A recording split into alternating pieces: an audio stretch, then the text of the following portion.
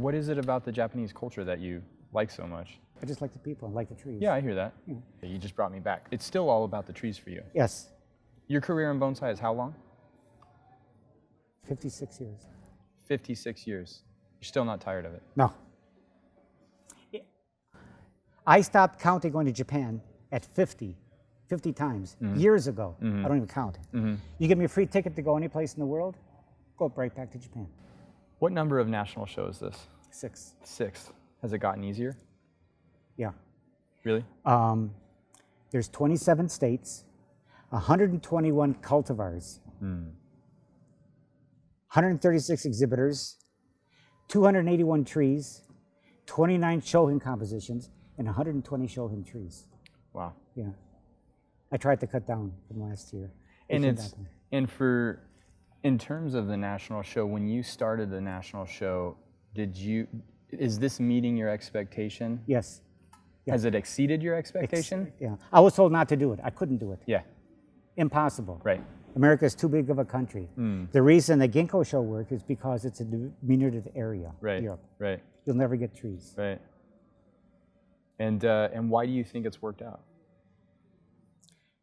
People are proud of their trees. They want to show them. Yeah. But this show is good for business. Right. They got to hire you to fix the trees. Right. They got to hire Ron Lang to make a pot. Right. They need a table from David Niddle. Yeah. And they got to buy wire. Yep. Plus they go to classes. Yep. So it's good for the whole bonsai. It fuels. Would you say that the Kokufu exhibition drives the Japanese bonsai economy? Yes.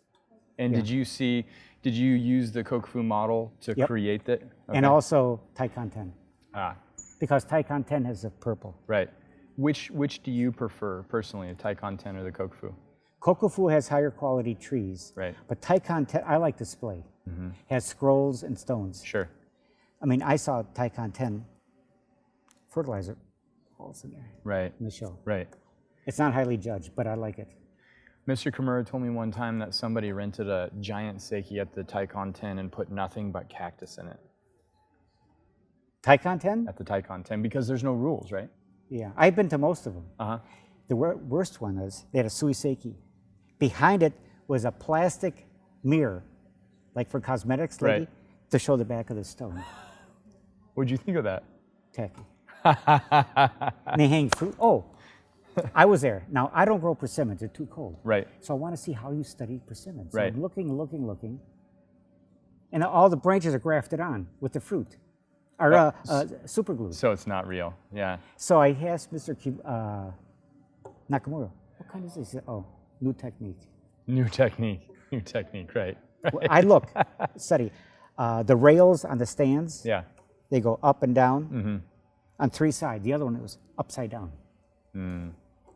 Do you think that the judges notice those things? A lot of political. Yeah. Well, yeah, obviously. I heard it was $30,000 if you want an award. Yeah. Kokufu 10. But it works both ways, Ryan. Right. Buy this tree, we could win a Kokufu 10 award. Right. Okay, so you buy it. It wins an award, no good. You can't, it won't win another award. Right. So it works both ways. That's interesting though, right? Because you have these prominent trees that have this lineage of winning the Kokufu 10. And I've never understood, and maybe you can help me with this. Taikon 10 is the Prime Minister's Award, Kokufu 10 is Kokufu Show. Right. Which one is more prestigious in your mind? I think Kokufu 10. Kokufu 10? And if you win the Kokufu 10, it's never going back in to be entered into competition. Correct. Right? Correct. And when you win the Prime Minister's Award, it's never going back in to win the competition. At Taikon 10. At Taikon 10. But the Prime Minister's Award winning tree can go into the Kokufu, or the Kokufu winning tree can go into the Taikon 10, correct? Okay. The award-winning trees from Kokufu 10 and Sakufu 10 are displayed at Taikon 10. Right. Are they eligible No. for the Prime Minister's Award? No. Would they be another year? I don't know. Ah, that's interesting. Because I believe there are trees. I wonder if there are trees that have won both. I wonder. I don't know that myself. And I don't know if there's any formality around this or not. Yes. Yeah? Yeah. So Pomegranate. Has won both? Yeah. Cool. And so with the national show, if a tree wins the national show, is that it? It hasn't happened. You have to wait 4 years before you can enter the tree again. Gotcha. Would you let it back in the running?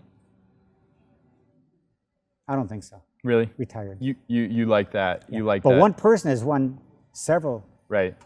Suthen. Sure.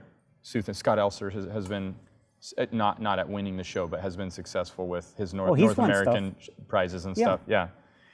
Do you enjoy the fact that you get this diversity from around the country, Yes. all accumulated, and being largely from the East Coast? Would you say that your bonsai passion leans more towards a deciduous Yes. than a conifer? Yeah. Does that make you biased? No, No, you don't think so? I like evergreens. Yeah, you appreciate them. Yeah. As much? No, I like deciduous better. Why do you like deciduous better? They're always changing, Uh-huh. changing season. Pine tree's always green. There's no season. It's with true. This is true, huh? It. But yews and cryptomeria is a little subtle. Yeah. But what's interesting is, I've had the most number of trees is from the East Coast. Mm-hmm. Very few, I think 2 from Southern California. Right. A lot from Northern California. Right. Why do you think that is? The bonsai community in Southern California is different. Now, but you've been here. I mean, you've been in bonsai in the United States for 56 years. You said 56. you witnessed the, massive explosion of Yeah. bonsai in Southern California. You've interacted with, Yeah. Yuji Yoshimura, obviously a mentor of yours. Did you have much interaction with John Naka? I took a class with them. Oh, okay. Yeah. And I learned from everyone. Right. I'd like to take classes with you. Cool. You're just too far away. Yeah. Right. Right. No, seriously. No, I understand. You have That's very. stuff I'd That's, like to learn. That's very flattering. Thank you. No, seriously. And when John Naka was in Southern California and there was that massive explosion of bonsai, did that influence bonsai on the East Coast? Or was the country too big at that point without the same ability for people to The move? country's kind of split. Right. East Coast Yuji, Uh-huh. West Coast John Naka. And was there a dedication to Yuji and a dedication to John? Correct. Okay. However, you have to realize all the California bonsai knowledge came from gardeners. Right. The East Coast bonsai knowledge came from Yuji, second generation trained bonsai artist. Right. Totally different. Right. How did that differ? What is different? Some of the techniques, Sure. the design. If you look at a lot of the California bonsai, they look like small garden trees, Yeah. unrefined. Yeah. You go to Southern California, look at the shows, Yeah. they're all brown pots. Yeah. And you think that's a product of them being gardeners? That's where they learned from. Because I've noticed the same thing, and I've Yeah. never actually drawn. There's an obvious correlation between Japanese gardeners and the techniques that they apply to bonsai. Right, like pinching the juniper. Pinching them, just excessively pinching them. And we didn't know that. Sure, sure. But I've never thought about the brown containers. These are imported from Japan, correct? Post World War II. What, containers? Yeah, the red. These are production pots. Yeah, Tokonami. Tokoname. Those are tokoname. Most of them, yeah. Really? Yokkaichi. So what led to the rise in the quality of tokoname pots from what you see there to the tokoname pots that everybody prizes now? Tokonami is the name of a city. Right. They're most famous for toilets and teapots, not bonsai pots. Right. And some of the new Chinese pots, the contemporary ones, like Kinbon cells, Right. are better than Tokonami. Interesting. But people just know the name Tokonami. Right. Oh, it's good, but not necessarily. You had like the Yamaki kiln. Yeah, they have made a pot in 8 years. Is it closed? No, they're selling off what they got. I gotcha. And what Bigay started again. did he? Yeah. Oh, that's good. Yeah. What a craftsman. And why are the Chinese pots better? Better quality? Like better clay? I don't think so. Better Better. better firing methods, or just better craftsmanship? Better craftsmanship and the colors and the detail. Do you prize antique Chinese pots over Japanese pots, or do you prefer Japanese pots to the antique Chinese pots? Can't afford any of them, but Right. That's. I would say Chinese. What about them do you like? Because they are The they are patina. different. The patina. Patina. So just the age factor. Yeah, that's important. When you look around the show as the show's evolved, you're now in the 6th national show. Do you see a lot more patina on the trees Yes. now? Yeah. And the Japanese, mochigomi, Yeah. a lot of the bonsai in Europe are fresh. Yeah. They look. If you don't know it, you don't know the difference. Sure. But if you're familiar with the art, you can tell if a tree was just made. Sure. They put rocks in there and they add mosses and put on correctly. Right. You can't fake age. Like the big limber pine up there, Right. you can't fake that. Sure. Did you ever feel like European bonsai was reaching a higher level than bonsai in the United States? Say like 1990s, 2000s, and now where we're at. Do you feel like Europe at any point was reaching a higher level? They thought they were. Right. But what did you think? There's some good trees coming out of Spain and Italy. Yeah. But the best trees were still Japanese. Still Japanese trees, Yeah. still imported trees. And- And they still dominate the show. That's right. But the Japanese aren't going to send their good trees over here. They're Right. sending class trees. Do you think that the Japanese intentionally make that decision? I don't know. I've always wondered that myself. Yeah. You know, because like when you look at a lot of the Miyajima white pine that have been imported into the United States, it's not the highest quality No. Miyajima white pine, right? Most of them are sold for Christmas trees. Right, And you discard them. right. Yeah, that's really interesting. And I've always wondered, is it the price point or is it the fact that there's an intentional decision being made on the Japanese end of things to be selling? Economically, I think it's price. You think it's price? Yeah. And what's your impression being in and out of Japan so much now, seeing so many of the pivotal and important pieces going to China or Taiwan or leaving the country? Does that scare you? How do you feel about that? Most of the plants go downhill. Yeah. Yeah, they lose them. They can't maintain them. Absolutely. But I mean, in terms of you have a real affinity for the trees, you have a real, you identify with the Japanese people and the Japanese culture. Yeah. Does it scare you to see that shift? They got to make a living. Yeah. The Chinese have kept the Japanese bonsai business alive. Yeah. They're coming buying all their pots back. Right. So it was like there was that big shift from China to Japan, and now there's this big shift from Japan to China. But They're not sending the best trees to China. Not too much. not too much, some. Some. But when you look at the economics in Japanese bonsai right now, is it concerning to you? Yeah, it's going downhill. It's slowing down. Do you feel like that's almost like a seasonal thing or something that's temporary, or do you think this is a trend that's going to continue? I hope it doesn't continue. Right, It looks like bonsai is slowing down in Japan, right. but it's gaining in America. It's gaining in America big Tremendously. time. Yeah, absolutely, because of this show and people having something to aspire to. It's good for the business. You recognize though what you're doing with this show? Like, do you ever step back and say, yeah, I've consistently delivered on... I don't think about that. You don't? I just try to show trees, good trees. That's it. Yeah.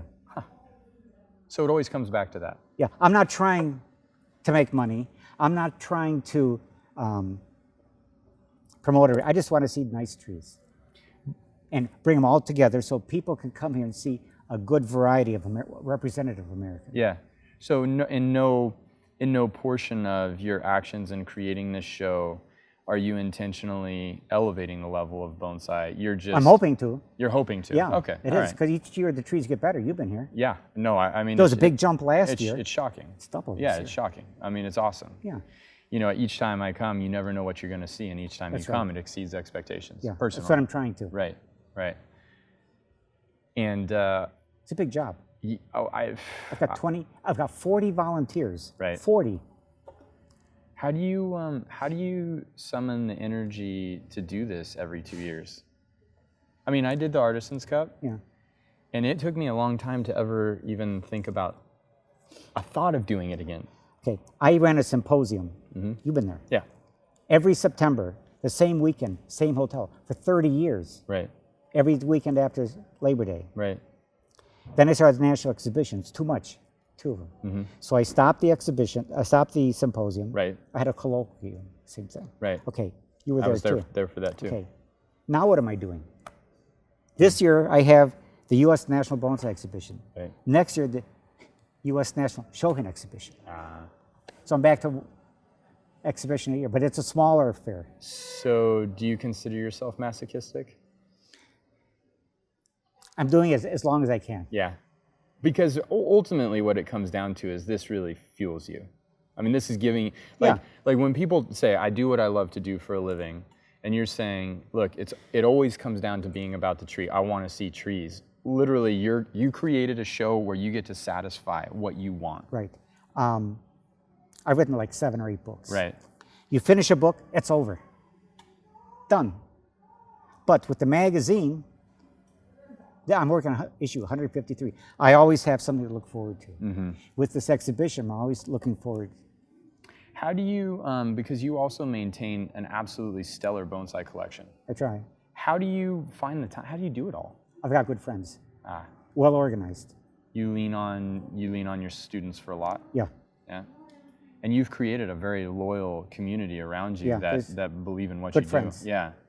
they want to help elevate the art. Right.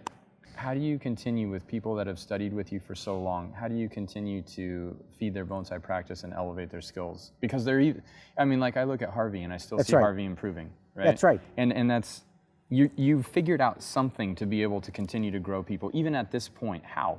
He's almost 40 years, Yeah. and he's got the same spot in my studio for 40 years, every Friday and every Saturday. Nobody touches that spot. He always brings good trees to improve them. But they're always getting better. And I'm Yes. asking you how your career as a bonsai professional is longer. I mean, I can't say it's longer than anybody else because I don't know that, but I'm assuming it's longer than anybody else in the United States for sure, and probably rivals the Western world, Kobayashi. right?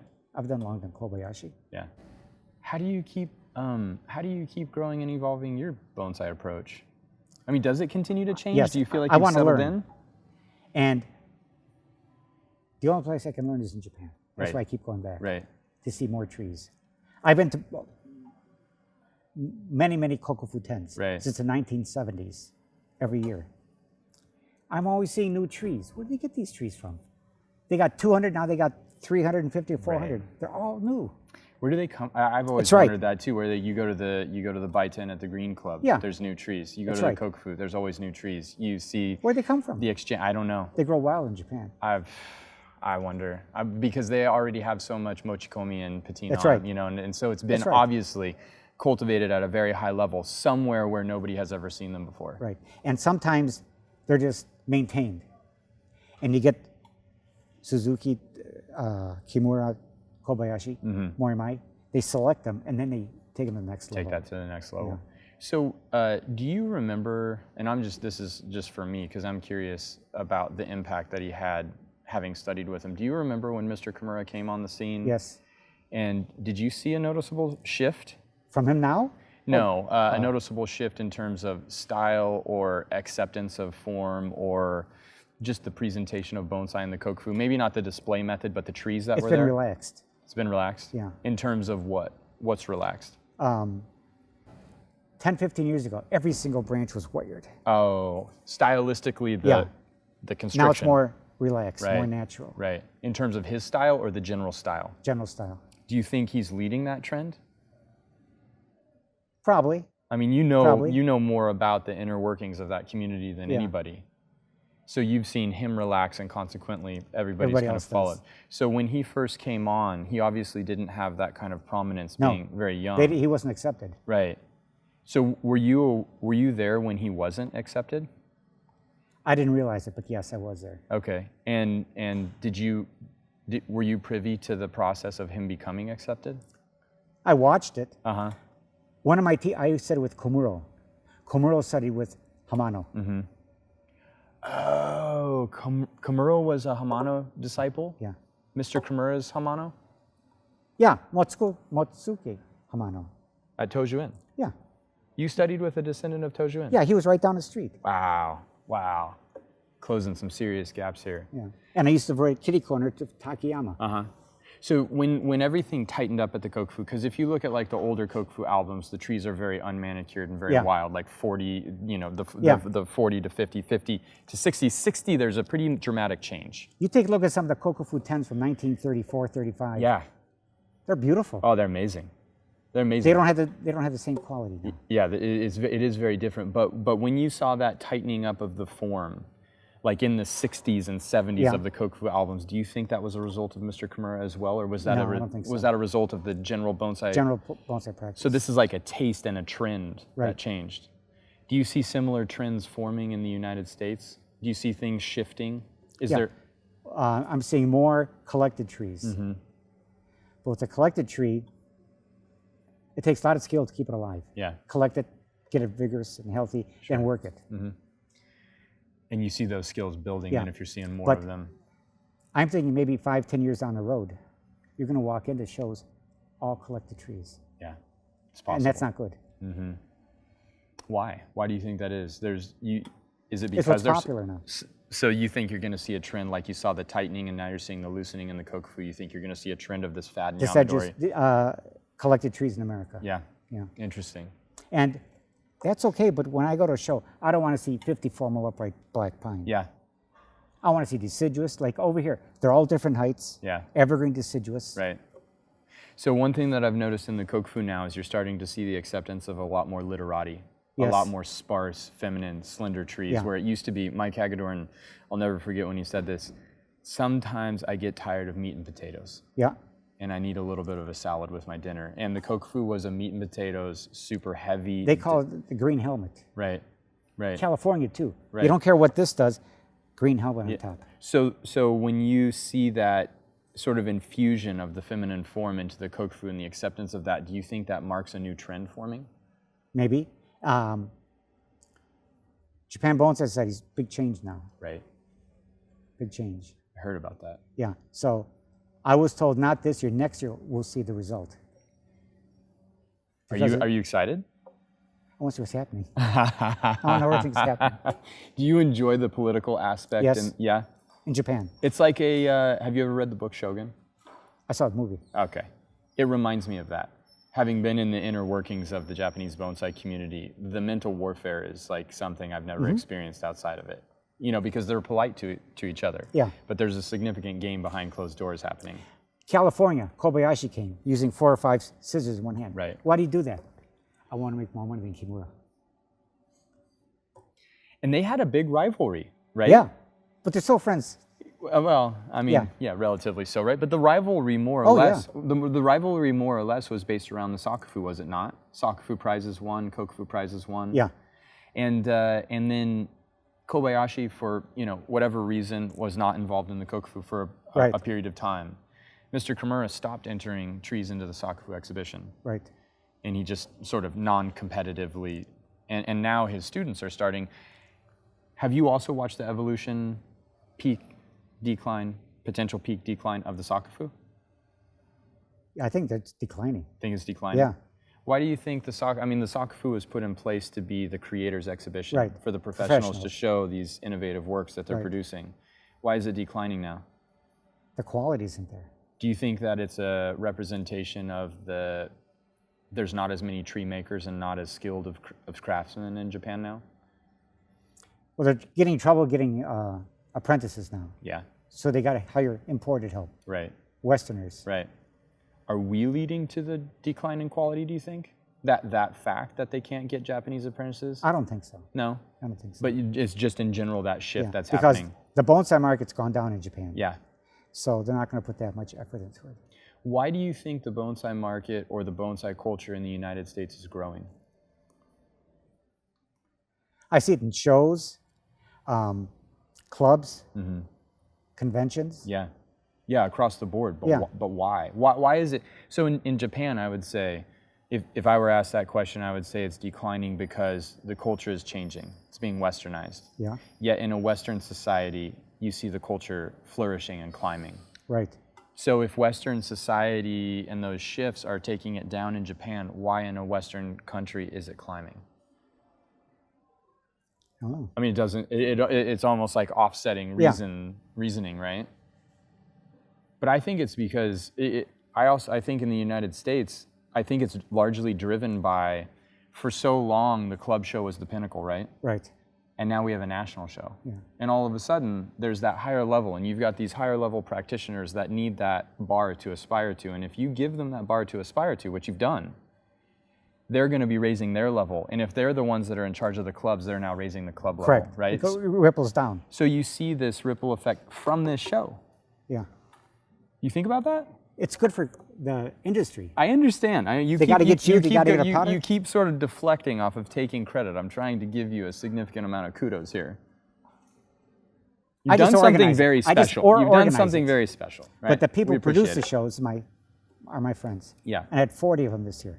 Do you think that if Bill Valvanis decides in the future to not do national shows, that there will be somebody that steps up and does it? I've already got someone selected. Oh, you do? Yeah, I'm thinking ahead. Do you think that Or do you have an idea in mind of how many national shows you would like to do, or are you just going to do it until there's no more doing to be done? Till I drop. Till you drop? Yeah. Came pretty close last year. Did you? Yeah, I heard. Yeah. How you doing now? I'm okay. Yeah? Healthy. Good. 2 new knees. I can get around. Wow. Are you as mobile as you used to be? No, Yeah. but I try. Yeah. Doesn't stop me. Remember when I broke my feet 6 times. I remember the cart that you Okay, used to. that cart went through Japan a couple times, China and Australia Yeah. on the cart. Yeah. Do you feel like Doesn't stop me. yeah, I know, but do you feel like your foot, your knees, is that a result of how hard you push in bonsai? Yeah. Is it worth it? Yeah. I enjoy this. Yeah. It's tremendous work. Yeah. If I didn't like it, I wouldn't do it. Yeah. If I want to make money, I'd go get a good job. Yeah, right. The fundamental fact of the matter that I'm recognizing is if you want to make money, bonsai's not the career Correct. to choose. A lot of people, I've got 2 sons. They know about bonsai. Do you want them to take over? No. Right. I'm not encouraging them. Right. I want them to get a good job, make money in case they get old, they take care of me. Yeah. My eldest son listened to me. 4-year school, BS, deck license. He graduated school on Friday. Monday, he started first job at $160,000 a year. Wow. 22 years old. So basically what you're saying is he's going to be taking care of you. If I live that long. Right. No, Right. but you can't make money at this. If you do this to make money, Yeah. Wrong idea. no. What do you think about seeing all of the young Westerners that have apprenticed in Japan coming back and trying to take a run at it? It's going to be tough, but I hope they do it. Yeah. Yeah. I mean, myself, Bjorn, Tyler Sherrod, Matt Reel, Michael. Michael Hagedorn, Danny Coffey. I Yeah. mean, there's a lot of us Sure. now. And do you think that there will be a future in it for younger people? You do? Yeah. Because bonsai is expanding. And each person has their own different specialties. Sure. And the United States is so big. Right. I mean, even double, triple, quadruple that number of really high-level professionals that are high-level training, there still wouldn't be enough to serve the No. interest that's going to be created Correct. because it is increasing so fast. Yep. Hope we don't what- outstrip the collected trees. out Yeah, west. yeah. Sustainability is a big one. Yeah. Yeah, it's going to be very interesting. But I mean, in Japan, this is also, it's not like there's a model that hasn't come before us to learn from. Do you think there are things that we can take from the Japanese model and apply to American bonsai that they did well? I think the exhibits. And that's what I like. That's one. What about things that the Japanese bonsai community maybe didn't do as well that could be leading to the current decline? Do you see things that have happened that could be contributing to that? I don't see them encouraging younger people. Right. So it's just They want to like, go out and make money. absolutely. And there's almost a oppressive mentality, it seemed to me. Yeah. Just watching the way that the professionals had apprentices left the guidance of their master, and it was very difficult to get out from under, not necessarily the wing of protectiveness, that was one thing, but also the thumb of your master, right? I mean, there's a real, because now you're entering the competitive nature of bonsai professionals in a very small country like Japan. What about American in Japan? Graduated. He's starting his own bonsai garden. Who's that? Who did he study with? Is this the Mansai guy? The bonsai guy. He And married a he's- Japanese lady. And he's staying in Japan? Yeah, he just bought a big house, big property, starting a bonsai nursery. First of all, he's a foreigner. Good luck. And he's American, yeah. Good luck. That's ballsy. How did he get accepted? I don't, Bjorn and I have talked about this before because, and Bjorn would have to attest to this, but he at one point there was a discussion, should he stay in Japan or should he come back to the United States, right? Yeah. And he just didn't feel like he had, that there was going to be the opportunity in Japan based on the cultural barrier. And that's interesting that kid bit off that chunk. Sean Smith sells stones. Right. He took them to Japan, to Morimai. Gorgeous stones. He bought them to sell. He can't sell American stones. Nobody wants them. But all of a sudden, they came from a secret river in Hokkaido. There you and go. now sold. There you go. There you go. That's interesting.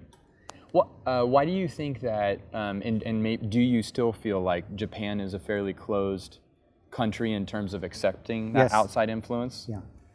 Do you think that's to their detriment? Yes. Interesting.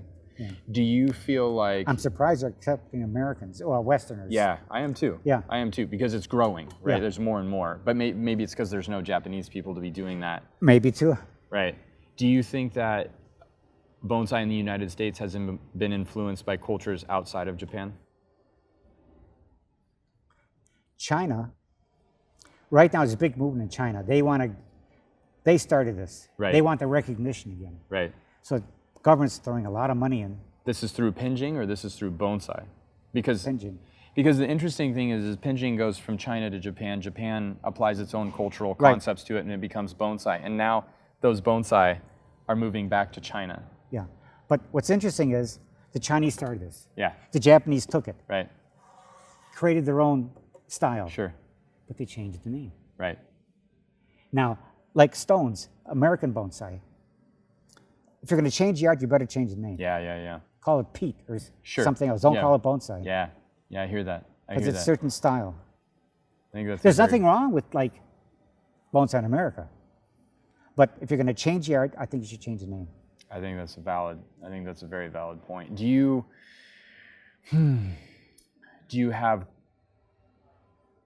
think that it's acceptable in the same way that pinjing transformed into bonsai for bonsai to transform into something else in the United States?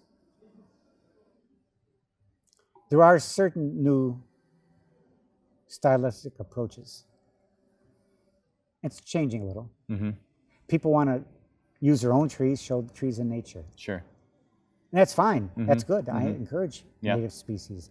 But a lot of people want to show nature the way it is. Right. However, in bonsai, it's idealized. Right. It's an abstraction. Yeah. Yeah. Do you consider yourself a traditionalist in terms of the bonsai form? Yeah. And when you say that you gravitate towards traditional, or you're a traditionalist, what makes a tree traditional versus, and then what would be the converse to traditional? Abstract. Okay. A lot of Kimura's new styles. Right. And traditional, mostly triangular. Triangular. I've got the book that established classical bonsai, 1829 or something. Right. It's got two pages, taboo branches to avoid. Right. If you avoid these, you make a good tree. Interesting. And you still feel that those apply 1829 to now, still applicable. It's basic design. Right. Crossing branches, opposite branches. Right. Just basic design. Sure. Sure. Interesting. So when you say that you are continuing to learn, do you feel like that you're developing a little bit more of a loose construct around design? Yeah, a little. I've noticed you loosen up a Yeah. lot. Yeah. I don't know about a lot, but I would say a lot. I saw that juniper that you styled, the Rocky Mountain juniper that was Yeah. in your garden. That I would say that was a break significant. that thing in half. I know, but that was a big deviation from what Bill Valvanis would have used to have done. It's not my thing. Okay. I tried it. Uh huh. I got a new tool. What? 3-inch chainsaw. Nice. It's over there. Portable, battery operated. Wow. Does show it cut? Yeah. Good for carving, small things. Where'd it come from? It came from Germany. I bought it in England. Interesting. When I went to England in May to teach for my apprentice, Corin Tomlinson, stayed Yeah. with me several years. Got a new tool to show you. I got to get one. He called up Amazon in England. I had it the next day. Nice. But the battery charger was a UK Right. plug. I got $19 new charger. Right. My friend wanted one. I went to Amazon UK. I ordered Saturday. It was here Wednesday. $160 postpaid. Wow. So you wanted to try it. You had this juniper. You wanted to try this. Yeah. You tried it. Yeah. Not your thing. No. So you But did it. I still have it. Yeah. You did it, and you're like, okay, I see. All right, we did it. I understand. Not into it. No. And do you see a lot of variety in the traditional form? Like, is there the breadth of variety in the traditional form that you feel like it can sustain a creative mind over the course of their career? Maybe. Because you're a bonsai professional that has an incredible garden of trees that you've grown, but you also are a book publisher, a magazine publisher, and you're executing not just one but 2 national shows now. Yeah. So the bonsai wasn't really enough. No. Huh. Interesting. I want more. Interesting. You want more. So I can't wait till November to go back to Japan. Yeah. See what's new. How do you maintain when you construct a show like this and you have that traditional preference? How do you maintain the ability to take on the abstract?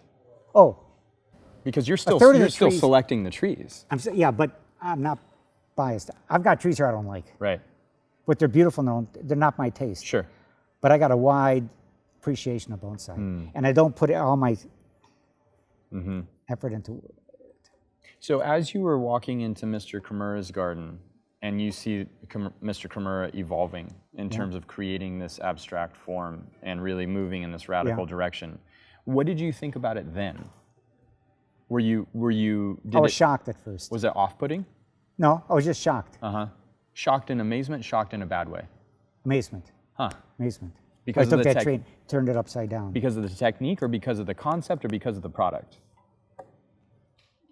All three. Huh. All three. Would you say that you have a pretty... When were you? Oh, you were there for the World Convention. So 2004 to 2010 was my apprenticeship. But you went back for the World Convention. I was there at the World Convention. Did you go to his garden? Yeah, I worked in his garden. Surprised. All rock plantings. Yeah.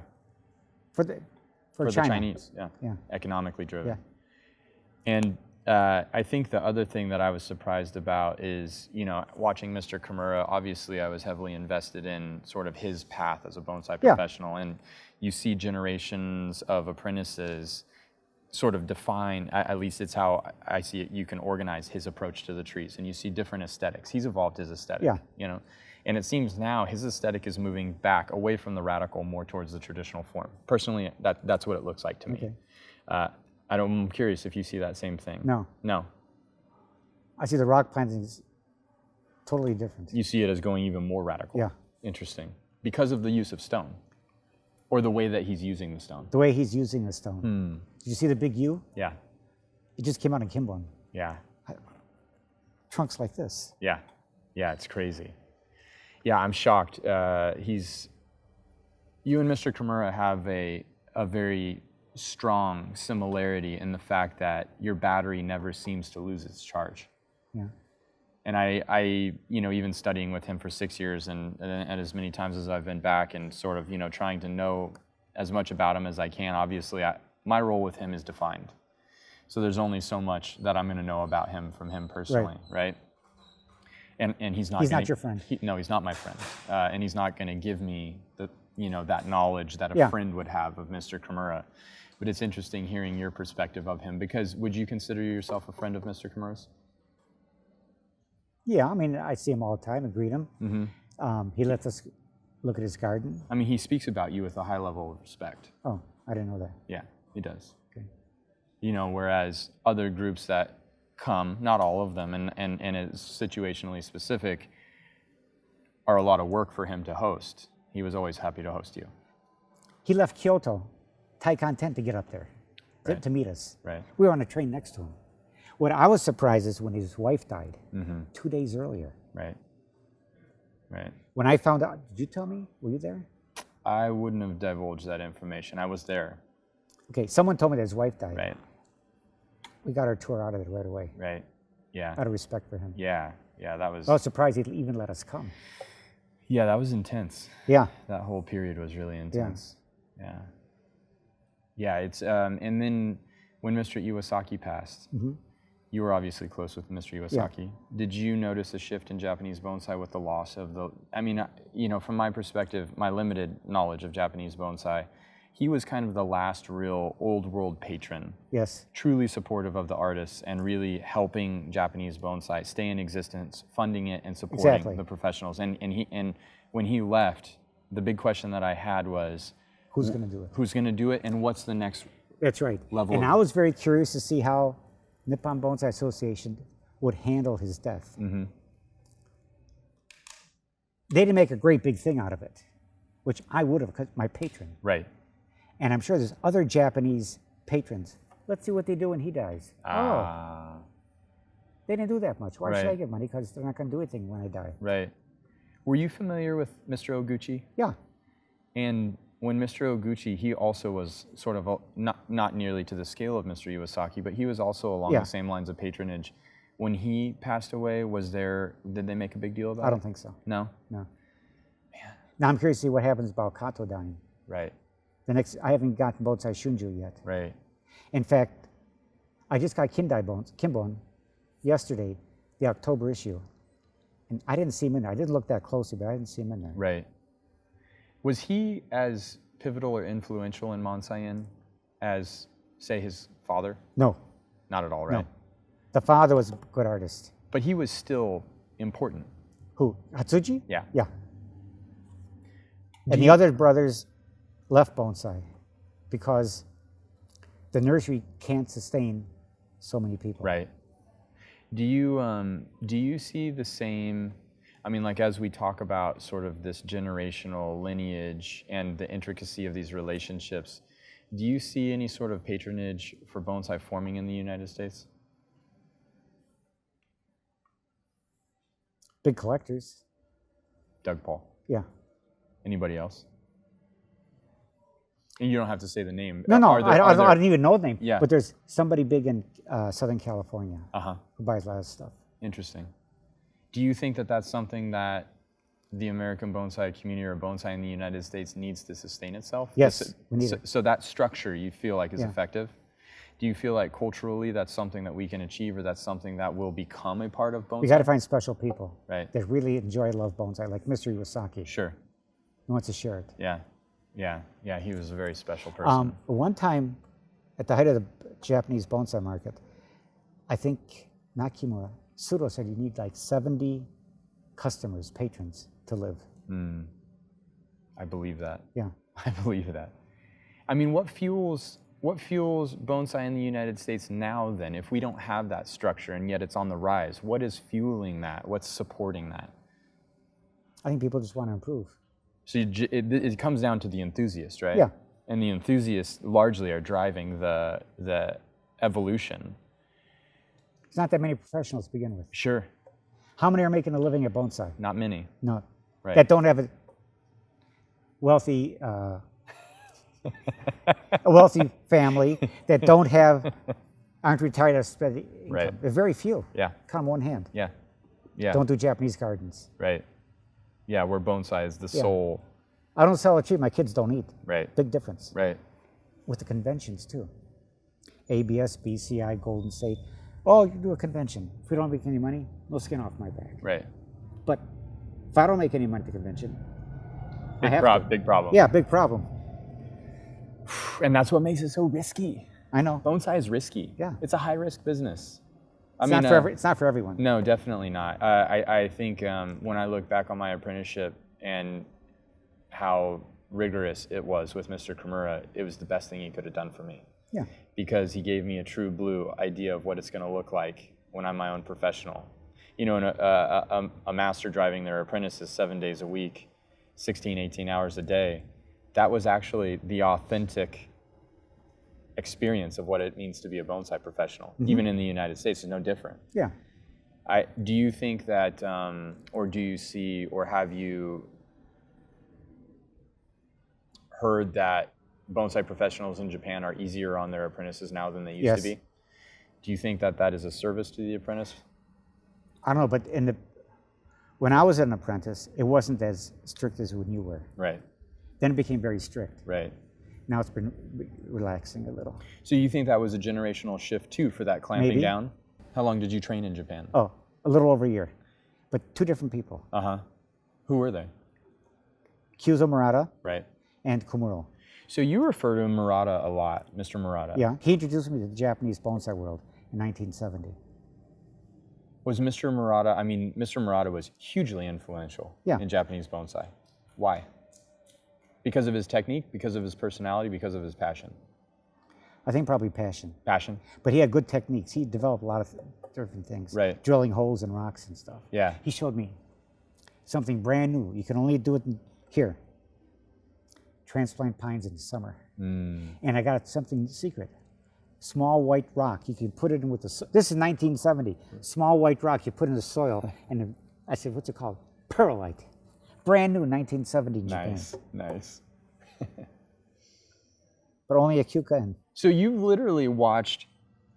I mean, when somebody gets into bonsai now, all the techniques that we know of and we think of as commonplace, you've literally watched those techniques, the soil Right. components, moving away from river sand to akadama, Yep. kiryu, and hyuga, and drilling stone, like you just referenced. Also, I'm assuming the use of copper wire and its prominence in terms of styling and the tightening up and the really Yeah. high definition. You've watched all of that happen. I was the first one to introduce aluminum wire to America. 1972. What did they I use s- before that? Or did they just not No, wire? in America, Yeah, I know, but what did they use in America before that? copper. Only copper. Yeah, still use copper. I don't use sissy wire. You still use copper? Yeah. On deciduous trees? Everything. I use aluminum wire to tie the trees down so they don't blow over. You use copper wire on maples? Yes. Wow. Why do you think there's such a acceptance of you must use aluminum on deciduous trees then? Where did that start? Why did it come don't know. about? I mean, I use copper. you're the longest living practitioner of deciduous bonsai in the United States, and you've cultivated some of the best trees from a seedling or a cutting that exist in the United States, and you've always used copper? Yes. That freaks me out. Never You're used aluminum. serious? Wow. Ask my Wow. students. And most of my students don't use aluminum either. Beginners do because it's easier. Yeah, right. Oh, wow, Bill. That's crazy. Why I did have you bring aluminum to the United States then? It was something new. BCI and ABS got together for a big convention in 1972 in Kansas City, Missouri. And I was in Japan, and they wanted to bring some new stuff for the auction. So I saw it at Kato's. He was using it for Ezo spruce. So I brought it over. I mean, and It wasn't used before. when you do that stuff, you're not necessarily saying you think it's better or worse. It's literally a new potential. Yeah, I want to try it. Huh. Experiment. Have I'm there- still learning. Have there been a lot of things that you've tried and just said, no? I mean, I understand the juniper, right, abstraction Yeah. didn't work for you. Other Still, things that, still trying it, but yeah, right. Well, that's cool. But don't anything else forget, that we're in a cold climate here. right, I can't grow black pines. right. Too cold. Is it too cold? Yeah. Is it too cold for junipers here? No, Ah, okay. Juniper's fine. All right, I was curious about that. but I don't like Rocky Mountain junipers. They smell. Do you, right. Do you ever sit down, or have you ever thought about sitting down and maybe you are, you're the kind of guy that might accumulate all of sort of your experiences and knowledge and document them? Because I know you've published a lot of books and stuff, but what I'm hearing from you now, I've personally never heard before. I put out that book for 50 years. $50. I gave you one. Yeah. You know how much it is now on Amazon? How much? $250. If you want an autograph, $500. Nice. Congratulations on Pete, that. I found a case. I'm still selling it, but not that amount. Why not? My first pine book, Japanese 5-needle pines, Right. 1976, paperback, $10. We couldn't sell it. $650 now. That's cool. Yeah. That's very cool. So It was ahead of time. So there's literally, I mean, you're watching a history accumulate. I mean, when I look at Japanese bonsai, there's a lot of cultural things that make it as rich as it is, but there's also the history, the patina, that makes it as rich as it is. I like that. Do you see a patina forming on bonsai in the United States? Starting Starting to. to. It's not still too young to really have a significant patina. Where do you think it's going to be? Just if you had to make a wild guess to the future, where bonsai in the United States is headed, where would you think it would go? Knowing what you know about the evolution of bonsai in Japan, knowing what you know about the art form in general, knowing what you've seen happen over the course of your career and with the injection of the National Show, where's it going? It's going to be improving, I think. But a lot of people want to try new things, which is fine. So you see it becoming more abstract even? Yeah. Do you worry that the traditional practice of bonsai will be lost in that? No. You think that'll always be? Yeah, I think you're right. Because it's the bones. that's right. It's the basis. It all evolved from there. And do you feel like the younger people that are getting involved now, when they enter with this abstract form, that they run the risk of not being able to do quality bonsai because they miss that traditional foundation and basis? A lot of people skip. Right. Beginners, I want to do a forest and I want to do a literati. Sure. And they have no idea where they're coming from. Right. What's the most difficult style to execute in your mind? I think literati. Think it's literati? Yeah. Why? takes a lot of creativity, the negative spaces. Is there a You're particular treating plant material as line and form right? rather than trying to show something natural. Right.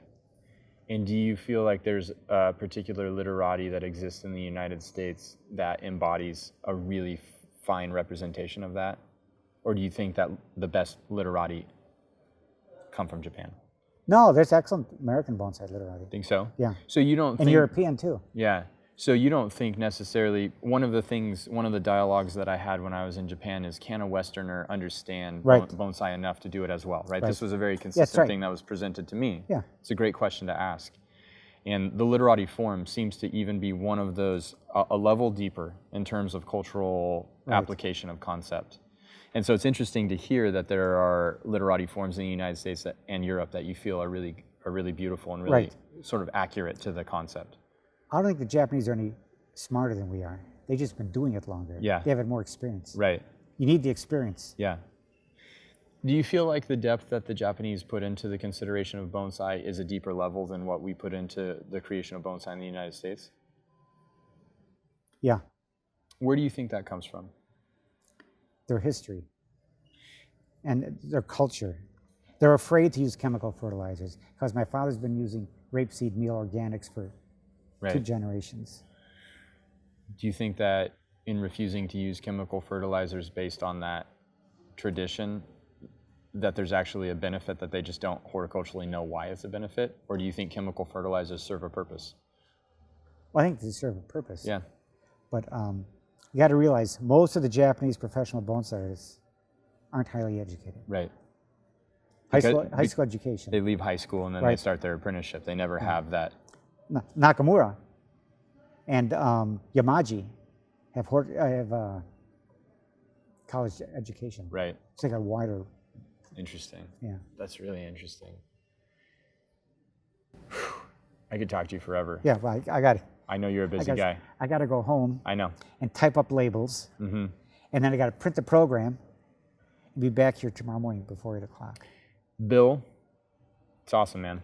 Thank you. Enjoyed this. Yeah. What you've done for the American bonsai community, unquantifiable. Thank you. Thank you. Yeah. Thank you very much. Appreciate it. Thanks for coming and supporting. Every time. Appreciate it. Yeah.